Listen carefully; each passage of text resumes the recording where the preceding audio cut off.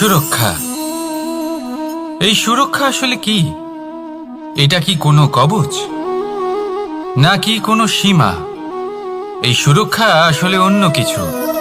আমাদের মাতা পিতা, আমাদের প্রিয়জন, আমাদের বন্ধু, এই সমাজ, আমাদের শুভাকাঙ্ক্ষী, আমাদের আত্মীয়, এনারা সবাই আমাদের জীবনে কোনো না কোনোভাবে সুরক্ষা দিয়ে থাকেন, একটা কবচ দিয়ে থাকেন কোনো না কোনো রূপে। কিন্তু দেখতে গেলে আমাদের পরাক্রমের পথে, আমাদের বীরত্বের পথে, আমাদের সাহসের পথে এই সুরক্ষাই সবথেকে বড় বাধা হয়ে দাঁড়ায়। একবার ভেবে দেখুন, যদি আপনি কোনো সুরক্ষাই না পান, বা যদি আপনি এই সুরক্ষা ভেঙে বাইরে আসতে পারেন, তাহলে আপনার বীরত্ব চরম সীমায় পৌঁছে যায়। কেন? কারণ তখন আপনি জানেন যে এই সংসারের সম্মুখীন আমাদের নিজেদেরই হতে হবে। আপনি বুঝে যান যে শত্রুর সম্মুখীন এবার নিজের বলের দ্বারা, নিজের পরাক্রমের দ্বারা, নিজের সাহসের দ্বারা করতে হবে। আর তখন আমাদের মনের মধ্যে এই শক্তি জাগ্রত হয়। এই শক্তি অন্তরেই বসবাস করে। শুধু এটা চিনে নিতে হবে, একে জাগ্রত করতে হবে। আর এটা সুরক্ষা ভেঙে যাওয়ার পরেই সম্ভব হয়। আর যারা নিজের শক্তি সম্পর্কে জানেন, যিনি নিজেই জানেন তিনি কতটা শক্তিশালী, তিনি নিজেই নিজের সুরক্ষা কবচ চিরকালের মতো ভেঙে ফেলে দেন, ঠিক কর্ণের মতো। আর তারপরে দেখুন, আপনার পরাজয় হোক বা বিজয়ী হোক না কেন, সেটাই অনেক বড় হয়, সেটাই প্রশস্ত হয়ে থাকে। সেই জন্য ত্যাগ করুন নিজের ভয়কে, নিজের আশেপাশের এই সুরক্ষা চক্রকে ভেঙে ফেলুন, আর সম্মুখীন হন এই সংসারের নিজের শত্রুর সম্মুখীন হন। পরাক্রমের এই অঙ্কুর, তা অঙ্কুরিত হওয়ার জন্য বীজের উপরের এই কবচ, এটা ভেঙে যাওয়া অতি আবশ্যক। আসুন আমার সাথে ভালোবেসে বলুন, রাধা রাধা। ধন, সম্পত্তি, এগুলো আসলে কি? এগুলো শুধু সেই মূল্য যার দ্বারা আমরা কোনো কিছু অর্জন করতে পারি। এবার এই ধনের দ্বারা এই সংসারে অনেক কিছু লাভ করা সম্ভব, কিন্তু সেই সব কিছুই শুধুমাত্র ভৌতিক বস্তুই হবে, ভৌতিক সামগ্রী, ভৌতিক সুবিধা। অর্থাৎ আপনার কাছে যতই ধন থাকুক, তা আপনাকে শান্তির ঘুম এনে দিতে পারবে না, আপনাকে জীবনের বাস্তব সুখের অনুভূতি লাভ করাতে পারবে না, কারণ এগুলো ভৌতিক ধন। এ ভৌতিক বস্তুই অর্জন করাতে সক্ষম। বাস্তবিক ধন কি? যদি এই প্রশ্ন আপনার মনে আসে, তাহলে তার উত্তর আমি আপনাকে দেব একটা উদাহরণের মাধ্যমে। কখনো আপনি শুনে থাকবেন যে একজন পিতা আজীবন অনিষ্ট করেন, অনর্থ করেন, খারাপ কাজ করেন শুধু ধন অর্জনের জন্য। তিনি ভাবেন যে আমি ধন অর্জন করব আর নিজের সন্তানকে একটা উজ্জ্বল ভবিষ্যৎ প্রদান করব, একটা সুখ স্বাচ্ছন্দ্যময় জীবন দান করব। এবার সন্তান যখন জন্ম লাভ করে, তখন সে ভাগ্যের জোরে সেই ধন ভোগ করে। যেরকম সে পায় সেরকমই তার ব্যবহার সে করে। কখনো আপনি এটাও দেখে থাকবেন যে সেই সন্তান সমস্ত ধন নষ্ট করে ফেলে, আর সেই পিতা যিনি সমস্ত ধন সঞ্চয় করেছেন, যিনি সেই ধনের প্রভু, আজ সেই ধনের প্রহরী হয়ে রয়েছেন। এবার এরকম কেন হয়? এরকম তখনই হয় যখন সেই পিতা বুঝতেই পারেন না যে তার জীবনের আসল ধন কি। সেই আসল ধন তার সন্তানকে সে দিতেই পারে না। যদি পিতা তার সন্তানকে কর্মের জ্ঞান দিতে পারেন, উচিত কোনটা অনুচিত কোনটা সেই শিক্ষা দিতে পারেন, সংস্কারের প্রকৃত শিক্ষা দিতে পারেন, তবে সেটা ধনের থেকে অনেক বেশি গুরুত্বপূর্ণ। এটাই হলো জীবনের বাস্তব ধন। আপনি সেই কথা তো অবশ্যই শুনে থাকবেন, কুসন্তান হলে ধন সঞ্চয় করে কি হবে, সুসন্তান হলে ধন সঞ্চয় করে কি হবে। সন্তান যদি কুপুত্র হয় তাহলে সব নষ্ট করে ফেলবে, আর সন্তান যদি সুপুত্র হয় তাহলে ধন থাকুক না থাকুক, সে নিজেই কর্মের পথে অগ্রসর হয়ে ধন অর্জন করবে আর নিজের জন্য এক উজ্জ্বল ভবিষ্যৎ গড়ে তুলবে। তাই সন্তানকে সম্পদ দেওয়ার আগে কর্মের জ্ঞান দান করুন, সুশিক্ষা দিন, কারণ এটাই হলো জীবনের প্রকৃত ধন। আসুন আর আমার সাথে ভালোবেসে বলুন, রাধা রাধা। জীবনে সাফল্য এবং অসফলতা আপনার বল, আপনার শক্তির উপরে নির্ভরশীল নয়। আপনার মানসিকতার উপর নির্ভরশীল। যদি কোনো ব্যক্তি দৃঢ় নিশ্চয় করে নেয় তাহলে সে কখনো হারে না। যদি কেউ হার মেনে নেয় তাহলে সে কখনোই জিততে পারে না। শেষ পর্যন্ত কি হয়, এই ভাবনাই সত্য হয়ে সামনে চলে আসে, আর এই ভাবনাই পরবর্তীকালে ইতিহাস রচনা করে।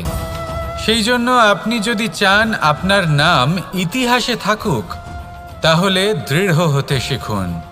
ইতিবাচক ভাবনার সাথে পরিশ্রমের সাথে এগিয়ে চলতে থাকুন। প্রতিস্পর্ধা গ্রহণ করুন আর শুধুই এগিয়ে যেতে থাকুন।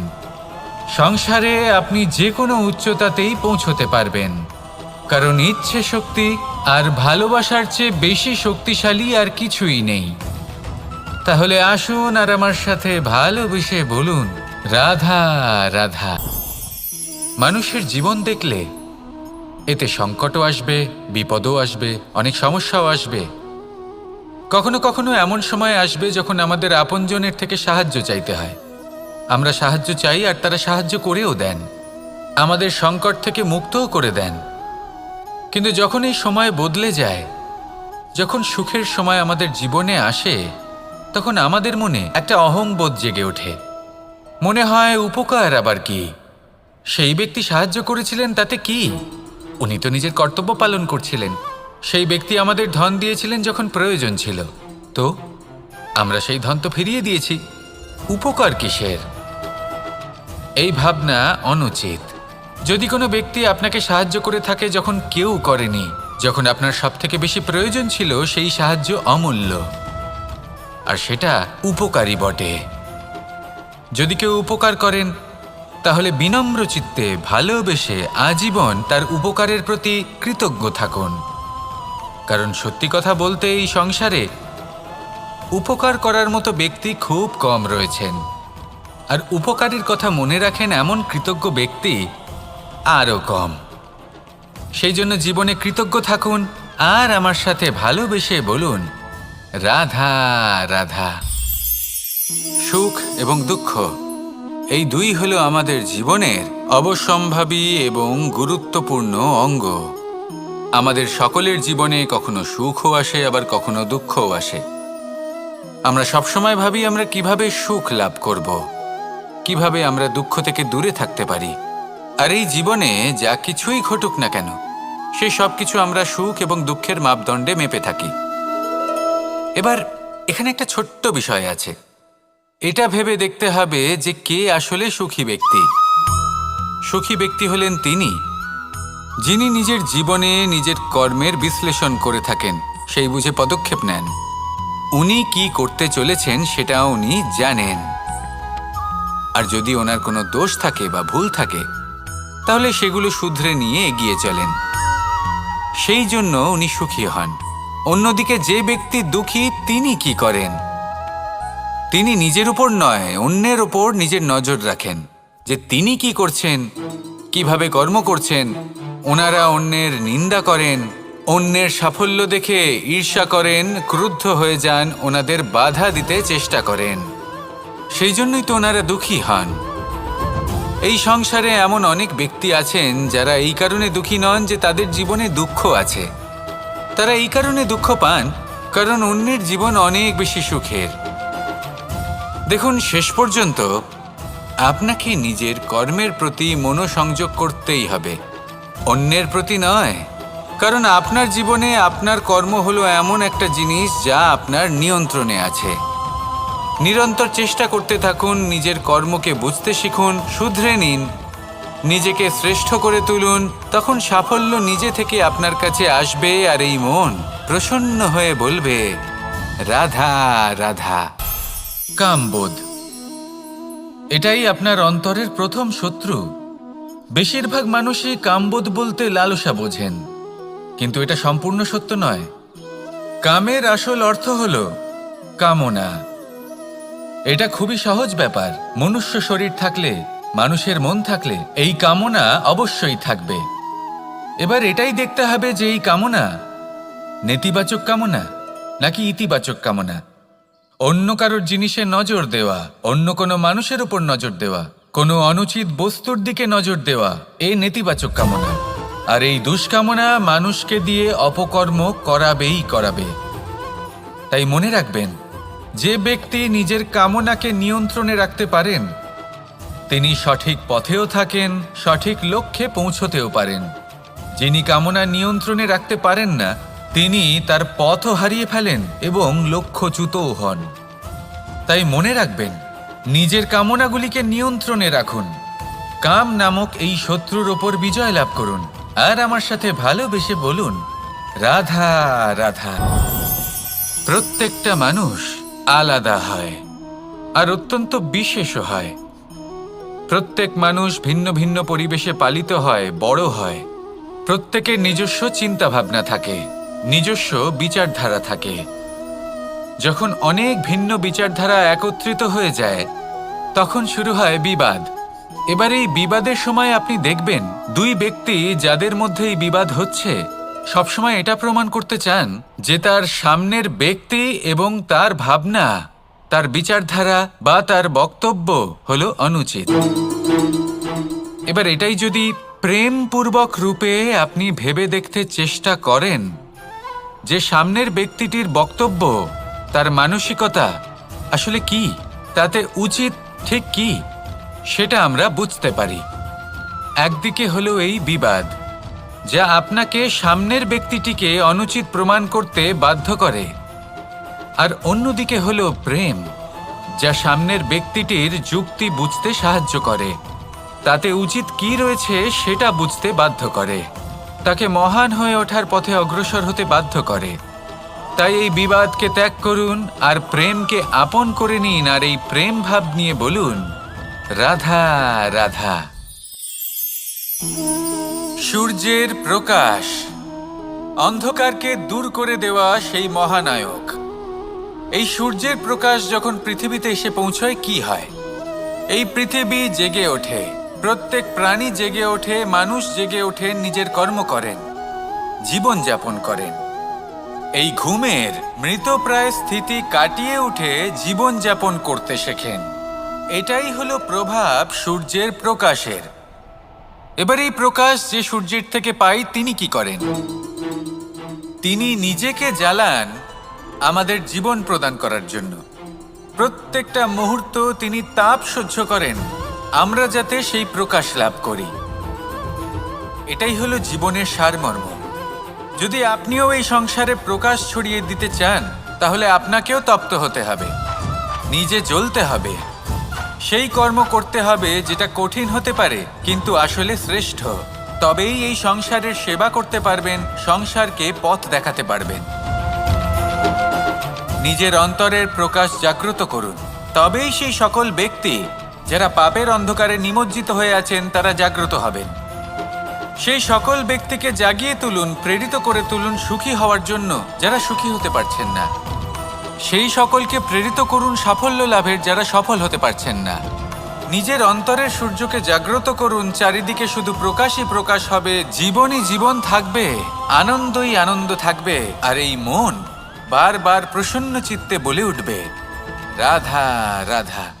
ছোটবেলা থেকেই আমি গরু চড়িয়ে অভ্যস্ত, সেই জন্য সকলে আমাকে গোপাল নামে ডাকত। কিন্তু গোপাল হয়ে আমি একটা অমূল্য শিক্ষা লাভ করেছি। আমি দেখেছি যে গৌশালাতে অনেক বাছুরের মধ্যে একটি গাই তার নিজের বাছুরকে অবশ্যই চিনে ফেলে। যেখানে সমস্ত বাছুর একই রকম দেখতে এবং প্রত্যেকের স্বরও সমান, তারপরেও সকল বাছুরের মধ্যে নিজের বাছুরকে ঠিক চিনতে পেরে যায় এবং তার সাথেই থাকে। ঠিক এইরকমই কিছুটা হয় আমাদের কর্ম এবং তার কর্মফল। আপনি সবার মাঝে থেকেও কোনো কর্ম যদি করেন, সেই কর্মফল সবার মধ্যে আপনাকে চিনে ফেলবে এবং আপনার সাথেই থাকবে। তাই যখনই কর্ম করবেন ভেবে চিন্তে করবেন। কোনো কর্ম করার আগে একবার ভেবে দেখুন, তাহলে জীবনে বারংবার অনুতপ্ত হতে হবে না। কারণ বিষয়টা কিছুটা এরকম যে এই সংসারে আপনি কাল, কর্মফল এবং সময় এই তিনের হাত থেকে কখনো লুকোতে পারবেন না, কখনো পালাতেও পারবেন না। আসুন আমার সাথে ভালোবেসে বলুন, রাধা রাধা। আভূষণ, কার না ভালো লাগে এই আভূষণ? আমরা পরিশ্রম করি, ধন অর্জন করি আর আভূষণ কিনে থাকি, কখনো নিজের জন্য, কখনো বা তাদের জন্য যাকে আমরা ভালোবাসি, বা তাদের জন্য যাকে আমরা সম্মান করি। হয়তো সেই জন্যই সীতা চূড়ামণি ধারণ করেছিলেন এবং আমি সামন্তকমণি। কিন্তু এটাই কি সেই প্রকৃত আভূষণ যা আপনার মূল্য বৃদ্ধি করে? না। শ্রীরামের আভূষণ হল ওনার নম্র ভদ্র ব্যবহার। মাতা সীতার আভূষণ হল ওনার সততা, ওনার নিষ্ঠা, ওনার ত্যাগ। অর্জুনের আভূষণ ছিল ওনার একাগ্রতা। রাধার আভূষণ ওনার প্রেম। এই আভূষণ কোথাও নেই, আপনার মনে আছে। যদি আপনার মনে মিষ্টতা থাকে, তা শান্ত হয়, তাতে সততা থাকে, নিষ্ঠা থাকে এবং প্রেম থাকে, তাহলে আপনার অন্য আর কোনো আভূষণের কোনো প্রয়োজন নেই। আপনি যতই ভিড়ের মাঝে থাকুন, আপনার ঔজ্জ্বল্য চোখে পড়বে। আসুন আর আমার সাথে ভালোবেসে বলুন, রাধা রাধা। প্রেমের পরিভাষা আসলে কি? ভিন্ন ভিন্ন ধরনের ব্যক্তি, ভিন্ন ভিন্ন ধরনের প্রেমী, আলোচক বিভিন্ন ধরনের পরিভাষা প্রদান করেন এই প্রেম নিয়ে। কিন্তু প্রত্যেকের মনেই কখনো কখনো এই প্রশ্ন এসেছে, এই ভালোবাসা আসলে কি? নিজের প্রিয়তমকে জয় করাই কি প্রেম? চার হাত এক হয়ে যাবার নামই কি প্রেম? নিজের আবেগ ব্যক্ত করাই কি ভালোবাসা? না। প্রেমের অর্থ কাউকে লাভ করা নয়, বরং তার মাঝে বিলীন হয়ে যাওয়া। যদি কারোর হাত ধরে থাকি, তাহলে আজীবন তার সাথে পথ চলা হলো প্রেম। প্রেম শুধুমাত্র সেটা নয় যা প্রেমী আর প্রেমিকার কেশদামে মালা বেঁধে দেয়। মাতা পিতার জন্য দিনরাত পরিশ্রম করা, নিজের পরিবারের জন্য দিনরাত পরিশ্রম করা, সেটাও প্রেম। নিজের বন্ধুদের জন্য, আপনজনের জন্য সবকিছু উজাড় করে দেওয়ার নাম হলো ভালোবাসা। নিজের মাতৃভূমির জন্য সাহসের সাথে লড়াই করা এবং আনন্দে নিজের জীবন ত্যাগ করে দেওয়াও কিন্তু প্রেমের নামান্তর।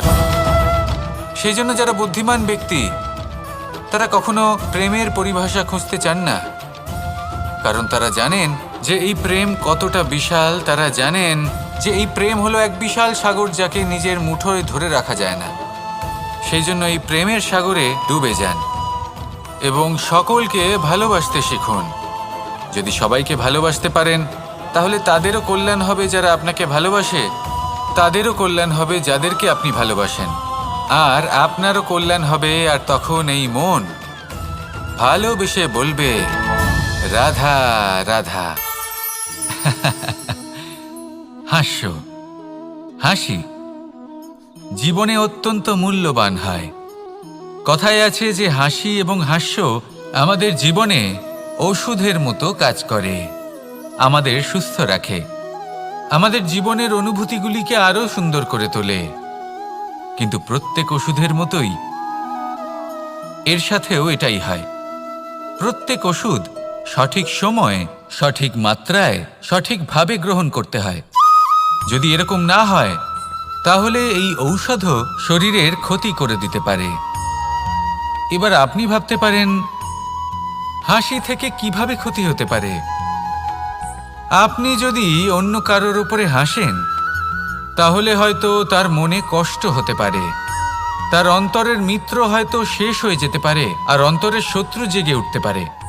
কিন্তু এটাই যদি আমরা সকলকে সাথে এনে সকলের সাথে হাসি, তাহলে হয়তো আমাদের অন্তরের, এই হৃদয়ের ভেতরে লুকিয়ে থাকা যে শত্রু, তা শেষ হয়ে যেতে পারে, আর অন্তরের বন্ধুসত্তা প্রকাশিত হতে পারে। ঠিক কি না? এবার আপনাকে উদাহরণ দিই। যখন দ্রৌপদী দুর্যোধনকে নিয়ে হেসেছিল, তখন তা মহাভারতের সৃষ্টির কারণ হয়েছিল। কিন্তু সেইখানেই যখন পার্থ আর মাধব একসাথে বসে মৃদুমন্দ হাসতেন, তখন ধর্ম স্থাপন করা হয়েছিল। তা আপনি কি চান? কাউকে নিয়ে হেসে তাকে আঘাত করতে চান, নাকি সকলকে একসাথে এনে তাদের হাসিয়ে তুলে ধনাত্মক প্রভাব ফেলতে চান? সিদ্ধান্ত আপনার। আসুন আর আমার সাথে ভালোবেসে বলুন রাধা রাধা। মাঝে মাঝে কিছু মুহূর্তের জন্য চোখ বন্ধ করে ধ্যানের বেদিতে বসে ধ্যান করতে চেষ্টা করুন আর বোঝার চেষ্টা করুন যে আমরা সর্বপ্রথম কি দেখতে পাচ্ছি, কি অনুভব করছি। আপনি দেখতে পাবেন সবার আগে আপনার চোখের সামনে আপনার দুষ্কর্মগুলিকে, আপনার লুকিয়ে থাকা ক্রোধ, অন্তরের যন্ত্রণা, ভয়, নিরাশা, এই সব কিছুই সবার আগে দেখতে পাবেন আপনি। আর এই সব কিছুই আমাদের দুঃখের কারণ হয়ে ওঠে। এই সব কিছুর সারমর্ম কি? সারমর্ম শুধু একটাই, সেটা হলো এই যে আমাদের এই মন তা কিন্তু দুষ্কর্ম পছন্দই করে না। আমাদের এই মন একটা সুখময় জীবন যাপন করতে চায়, সৎকর্ম করতে চায়। তাই এটাই করুন, শুভ চিন্তা করুন, শুভ কর্ম করুন, ইতিবাচক মনোভাব নিয়ে জীবনে অগ্রসর হন। তারপর চোখ বন্ধ করে অন্তরে দেখতে থাকুন।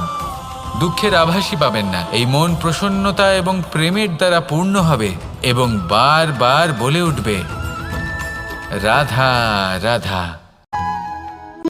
সুরক্ষা। এই সুরক্ষা আসলে কি?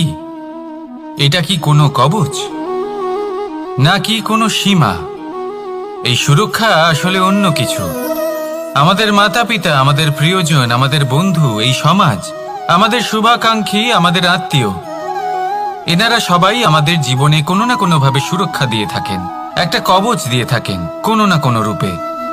কিন্তু দেখতে গেলে আমাদের পরাক্রমের পথে, আমাদের বীরত্বের পথে, আমাদের সাহসের পথে এই সুরক্ষাই সবথেকে বড় বাধা হয়ে দাঁড়ায়।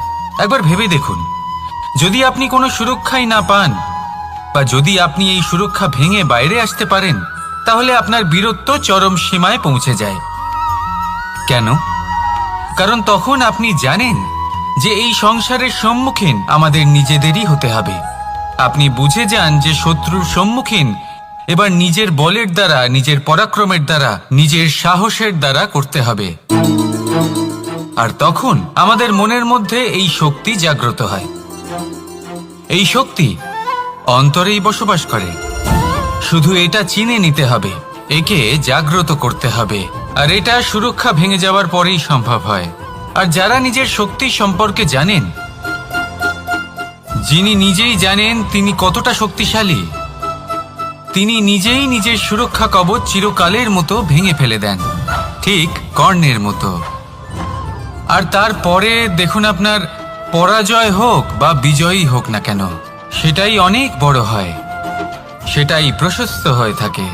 সেই জন্য ত্যাগ করুন নিজের ভয়কে, নিজের আশেপাশের এই সুরক্ষা চক্রকে ভেঙে ফেলুন আর সম্মুখীন হন এই সংসারের নিজের শত্রুর সম্মুখীন হন। পরাক্রমের এই অঙ্কুর, তা অঙ্কুরিত হওয়ার জন্য বীজের উপরের এই কবচ, এটা ভেঙে যাওয়া অতি আবশ্যক। আসুন আমার সাথে ভালোবেসে বলুন রাধা রাধা।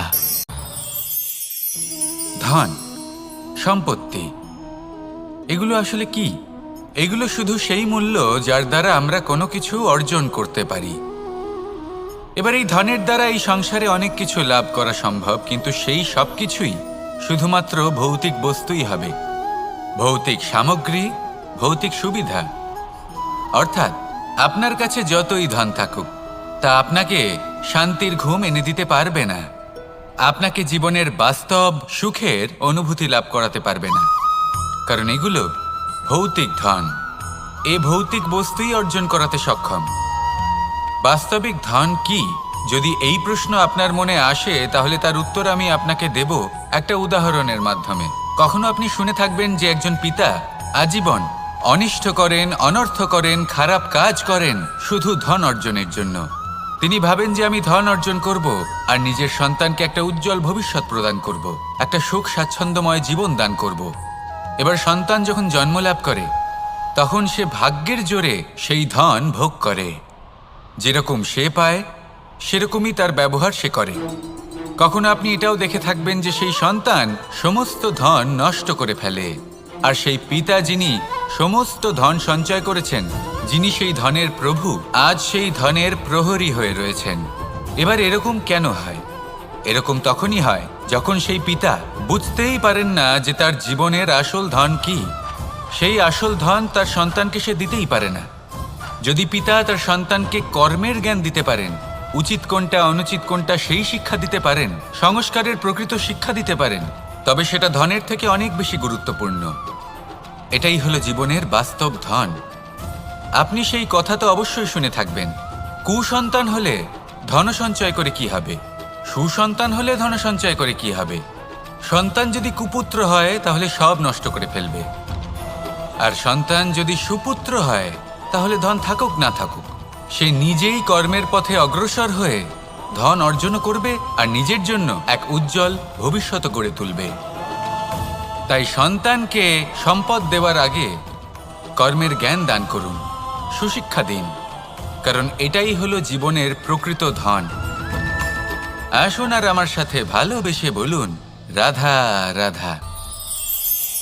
জীবনে সাফল্য এবং অসফলতা আপনার বল, আপনার শক্তির উপরে নির্ভরশীল নয়, আপনার মানসিকতার উপর নির্ভরশীল। যদি কোনো ব্যক্তি দৃঢ় নিশ্চয় করে নেয় তাহলে সে কখনো হারে না। যদি কেউ হার মেনে নেয় তাহলে সে কখনোই জিততে পারে না। শেষ পর্যন্ত কি হয়? এই ভাবনাই সত্য হয়ে সামনে চলে আসে, আর এই ভাবনাই পরবর্তীকালে ইতিহাস রচনা করে। সেই জন্য আপনি যদি চান আপনার নাম ইতিহাসে থাকুক, তাহলে দৃঢ় হতে শিখুন। ইতিবাচক ভাবনার সাথে, পরিশ্রমের সাথে এগিয়ে চলতে থাকুন। প্রতিস্পর্ধা গ্রহণ করুন আর শুধুই এগিয়ে যেতে থাকুন। সংসারে আপনি যে কোনো উচ্চতাতেই পৌঁছতে পারবেন, কারণ ইচ্ছে শক্তি আর ভালোবাসার চেয়ে বেশি শক্তিশালী আর কিছুই নেই। তাহলে আসুন আর আমার সাথে ভালোবেসে বলুন, রাধা রাধা। মানুষের জীবন দেখলে এতে সংকটও আসবে, বিপদও আসবে, অনেক সমস্যাও আসবে। কখনো কখনো এমন সময় আসবে যখন আমাদের আপনজনের থেকে সাহায্য চাইতে হয়। আমরা সাহায্য চাই আর তারা সাহায্য করেও দেন, আমাদের সংকট থেকে মুক্তও করে দেন। কিন্তু যখন এই সময় বদলে যায়, যখন সুখের সময় আমাদের জীবনে আসে, তখন আমাদের মনে একটা অহংবোধ জেগে ওঠে। মনে হয় উপকার আবার কি, সেই ব্যক্তি সাহায্য করেছিলেন তাতে কি, উনি তো নিজের কর্তব্য পালন করছিলেন। সেই ব্যক্তি আমাদের ধন দিয়েছিলেন যখন প্রয়োজন ছিল, তো আমরা সেই ধন তো ফিরিয়ে দিয়েছি, উপকার কিসের? এই ভাবনা অনুচিত।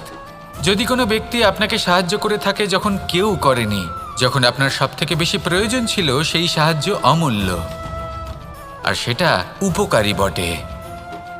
যদি কেউ উপকার করেন তাহলে বিনম্র চিত্তে ভালোবেসে আজীবন তার উপকারের প্রতি কৃতজ্ঞ থাকুন। কারণ সত্যি কথা বলতে এই সংসারে উপকার করার মতো ব্যক্তি খুব কম রয়েছেন, আর উপকারীর কথা মনে রাখেন এমন কৃতজ্ঞ ব্যক্তি আরও কম। সেই জন্য জীবনে কৃতজ্ঞ থাকুন আর আমার সাথে ভালোবেসে বলুন, রাধা রাধা। সুখ এবং দুঃখ এই দুই হলো আমাদের জীবনের অবশ্যম্ভাবী এবং গুরুত্বপূর্ণ অঙ্গ। আমাদের সকলের জীবনে কখনো সুখও আসে, আবার কখনো দুঃখও আসে। আমরা সবসময় ভাবি আমরা কিভাবে সুখ লাভ করব, কিভাবে আমরা দুঃখ থেকে দূরে থাকতে পারি। আর এই জীবনে যা কিছুই ঘটুক না কেন, সেই সব কিছু আমরা সুখ এবং দুঃখের মাপদণ্ডে মেপে থাকি। এবার এখানে একটা ছোট্ট বিষয় আছে, এটা ভেবে দেখতে হবে যে কে আসলে সুখী ব্যক্তি। সুখী ব্যক্তি হলেন তিনি যিনি নিজের জীবনে নিজের কর্মের বিশ্লেষণ করে থাকেন, সেই বুঝে পদক্ষেপ নেন। উনি কি করতে চলেছেন সেটা উনি জানেন, আর যদি ওনার কোনো দোষ থাকে বা ভুল থাকে তাহলে সেগুলো শুধরে নিয়ে এগিয়ে চলেন। সেই জন্য উনি সুখী হন। অন্যদিকে যে ব্যক্তি দুঃখী, তিনি কি করেন? তিনি নিজের উপর নয়, অন্যের উপর নিজের নজর রাখেন, যে তিনি কি করছেন, কিভাবে কর্ম করছেন, ওনারা অন্যের নিন্দা করেন, অন্যের সাফল্য দেখে ঈর্ষা করেন, ক্রুদ্ধ হয়ে যান, ওনাদের বাধা দিতে চেষ্টা করেন। সেই জন্যই তো ওনারা দুঃখী হন। এই সংসারে এমন অনেক ব্যক্তি আছেন যারা এই কারণে দুঃখী নন যে তাদের জীবনে দুঃখ আছে। তারা এই কারণে দুঃখ পান কারণ অন্যের জীবন অনেক বেশি সুখের। দেখুন, শেষ পর্যন্ত আপনাকে নিজের কর্মের প্রতি মনোসংযোগ করতেই হবে, অন্যের প্রতি নয়। কারণ আপনার জীবনে আপনার কর্ম হলো এমন একটা জিনিস যা আপনার নিয়ন্ত্রণে আছে। নিরন্তর চেষ্টা করতে থাকুন, নিজের কর্মকে বুঝতে শিখুন, শুধরে নিন, নিজেকে শ্রেষ্ঠ করে তুলুন। তখন সাফল্য নিজে থেকে আপনার কাছে আসবে আর এই মন প্রসন্ন হয়ে বলবে, রাধা রাধা। কামবোধ, এটাই আপনার অন্তরের প্রথম শত্রু। বেশিরভাগ মানুষই কামবোধ বলতে লালসা বোঝেন, কিন্তু এটা সম্পূর্ণ সত্য নয়। কামের আসল অর্থ হলো কামনা। এটা খুবই সহজ ব্যাপার। মনুষ্য শরীর থাকলে, মানুষের মন থাকলে এই কামনা অবশ্যই থাকবে। এবার এটাই দেখতে হবে যে এই কামনা নেতিবাচক কামনা নাকি ইতিবাচক কামনা।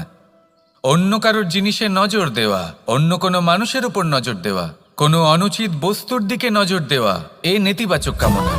আর এই দুষ্কামনা মানুষকে দিয়ে অপকর্ম করাবেই করাবে। তাই মনে রাখবেন, যে ব্যক্তি নিজের কামনাকে নিয়ন্ত্রণে রাখতে পারেন তিনি সঠিক পথেও থাকেন, সঠিক লক্ষ্যে পৌঁছতেও পারেন। যিনি কামনা নিয়ন্ত্রণে রাখতে পারেন না তিনি তার পথও হারিয়ে ফেলেন এবং লক্ষ্যচ্যুতও হন। তাই মনে রাখবেন, নিজের কামনাগুলিকে নিয়ন্ত্রণে রাখুন। কাম নামক এই শত্রুর ওপর বিজয় লাভ করুন আর আমার সাথে ভালোবেসে বলুন, রাধা রাধা। প্রত্যেকটা মানুষ আলাদা হয় আর অত্যন্ত বিশেষও হয়। প্রত্যেক মানুষ ভিন্ন ভিন্ন পরিবেশে পালিত হয়, বড় হয়। প্রত্যেকের নিজস্ব চিন্তাভাবনা থাকে, নিজস্ব বিচারধারা থাকে। যখন অনেক ভিন্ন বিচারধারা একত্রিত হয়ে যায় তখন শুরু হয় বিবাদ। এবার এই বিবাদের সময় আপনি দেখবেন দুই ব্যক্তি যাদের মধ্যে এই বিবাদ হচ্ছে সবসময় এটা প্রমাণ করতে চান যে তার সামনের ব্যক্তি এবং তার ভাবনা, তার বিচারধারা বা তার বক্তব্য হলো অনুচিত।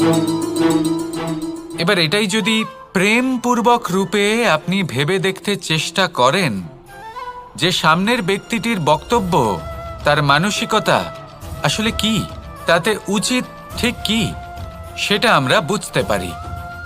একদিকে হলো এই বিবাদ যা আপনাকে সামনের ব্যক্তিটিকে অনুচিত প্রমাণ করতে বাধ্য করে, আর অন্যদিকে হলো প্রেম যা সামনের ব্যক্তিটির যুক্তি বুঝতে সাহায্য করে, তাতে উচিত কি রয়েছে সেটা বুঝতে বাধ্য করে, তাকে মহান হয়ে ওঠার পথে অগ্রসর হতে বাধ্য করে।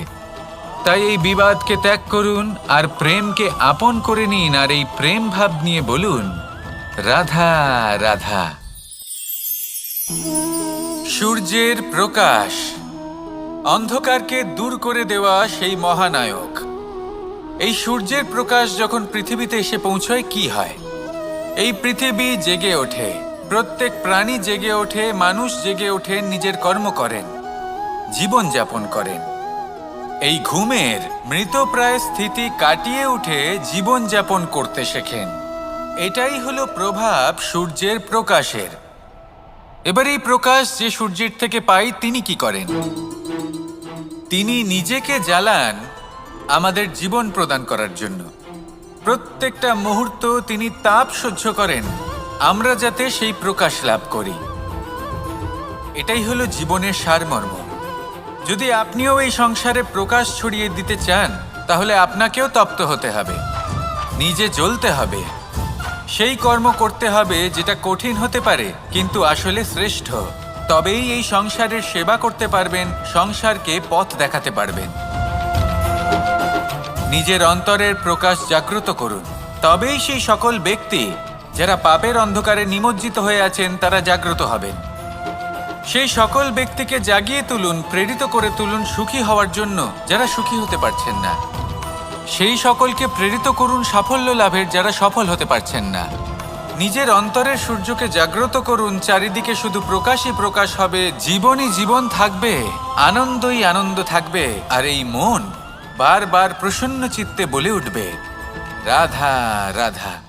ছোটবেলা থেকেই আমি গরু চড়িয়ে অভ্যস্ত, সেই জন্য সকলে আমাকে গোপাল নামে ডাকত। কিন্তু গোপাল হয়ে আমি একটা অমূল্য শিক্ষা লাভ করেছি। আমি দেখেছি যে গৌশালাতে অনেক বাছুরের মধ্যে একটি গাই তার নিজের বাছুরকে অবশ্যই চিনে ফেলে। যেখানে সমস্ত বাছুর একই রকম দেখতে এবং প্রত্যেকের স্বরও সমান, তারপরেও সকল বাছুরের মধ্যে নিজের বাছুরকে ঠিক চিনতে পেরে যায় এবং তার সাথেই থাকে। ঠিক এইরকমই কিছুটা হয় আমাদের কর্ম এবং তার কর্মফল। আপনি সবার মাঝে থেকেও কোনো কর্ম যদি করেন, সেই কর্মফল সবার মধ্যে আপনাকে চিনে ফেলবে এবং আপনার সাথেই থাকবে। তাই যখনই কর্ম করবেন ভেবে চিন্তে করবেন। কোনো কর্ম করার আগে একবার ভেবে দেখুন, তাহলে জীবনে বারংবার অনুতপ্ত হতে হবে না। কারণ বিষয়টা কিছুটা এরকম যে এই সংসারে আপনি কাল, কর্মফল এবং সময়, এই তিনের হাত থেকে কখনো লুকোতে পারবেন না, কখনো পালাতেও পারবেন না। আসুন আমার সাথে ভালোবেসে বলুন, রাধা রাধা। আভূষণ, কার না ভালো লাগে এই আভূষণ? আমরা পরিশ্রম করি, ধন অর্জন করি, আর আভূষণ কিনে থাকি, কখনো নিজের জন্য, কখনো বা তাদের জন্য যাকে আমরা ভালোবাসি, বা তাদের জন্য যাকে আমরা সম্মান করি। হয়তো সেই জন্যই সীতা চূড়ামণি ধারণ করেছিলেন এবং আমি সামন্তকমণি। কিন্তু এটাই কি সেই প্রকৃত আভূষণ যা আপনার মূল্য বৃদ্ধি করে? না। শ্রীরামের আভূষণ হল ওনার নম্র ভদ্র ব্যবহার। মাতা সীতার আভূষণ হল ওনার সততা, ওনার নিষ্ঠা, ওনার ত্যাগ। অর্জুনের আভূষণ ছিল ওনার একাগ্রতা।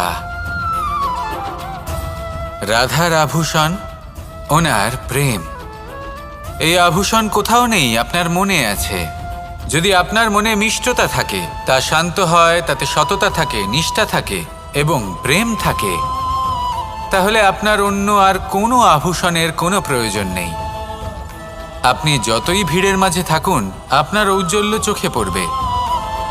আসুন আর আমার সাথে ভালোবেসে বলুন, রাধা রাধা।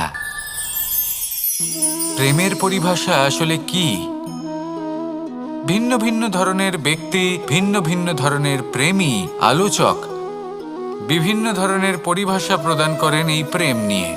কিন্তু প্রত্যেকের মনেই কখনো কখনো এই প্রশ্ন এসেছে, এই ভালোবাসা আসলে কি? নিজের প্রিয়তমকে জয় করাই কি প্রেম? চার হাত এক হয়ে যাবার নামই কি প্রেম? নিজের আবেগ ব্যক্ত করাই কি ভালোবাসা? না। প্রেমের অর্থ কাউকে লাভ করা নয়, বরং তার মাঝে বিলীন হয়ে যাওয়া। যদি কারোর হাত ধরে থাকি, তাহলে আজীবন তার সাথে পথ চলা হলো প্রেম। প্রেম শুধুমাত্র সেটা নয় যা প্রেমী আর প্রেমিকার কেশদামে মালা বেঁধে দেয়। মাতা পিতার জন্য দিনরাত পরিশ্রম করা, নিজের পরিবারের জন্য দিনরাত পরিশ্রম করা, সেটাও প্রেম। নিজের বন্ধুদের জন্য, আপনজনের জন্য সবকিছু উজাড় করে দেওয়ার নাম হলো ভালোবাসা। নিজের মাতৃভূমির জন্য সাহসের সাথে লড়াই করা এবং আনন্দে নিজের জীবন ত্যাগ করে দেওয়াও কিন্তু প্রেমের নামান্তর। সেই জন্য যারা বুদ্ধিমান ব্যক্তি, তারা কখনো প্রেমের পরিভাষা খুঁজতে চান না, কারণ তারা জানেন যে এই প্রেম কতটা বিশাল। তারা জানেন যে এই প্রেম হলো এক বিশাল সাগর, যাকে নিজের মুঠোয় ধরে রাখা যায় না। সেই জন্য এই প্রেমের সাগরে ডুবে যান এবং সকলকে ভালোবাসতে শিখুন। যদি সবাইকে ভালোবাসতে পারেন, তাহলে তাদেরও কল্যাণ হবে যারা আপনাকে ভালোবাসে, তাদেরও কল্যাণ হবে যাদেরকে আপনি ভালোবাসেন, আর আপনারও কল্যাণ হবে। আর তখন এই মন ভালোবেসে বলবে, রাধা রাধা। হাস্য, হাসি জীবনে অত্যন্ত মূল্যবান হয়। কথায় আছে যে হাসি এবং হাস্য আমাদের জীবনে ওষুধের মতো কাজ করে, আমাদের সুস্থ রাখে। আমাদের জীবনের অনুভূতিগুলিকে আরো সুন্দর করে তোলে। কিন্তু প্রত্যেক ওষুধের মতোই এর সাথেও এটাই হয়।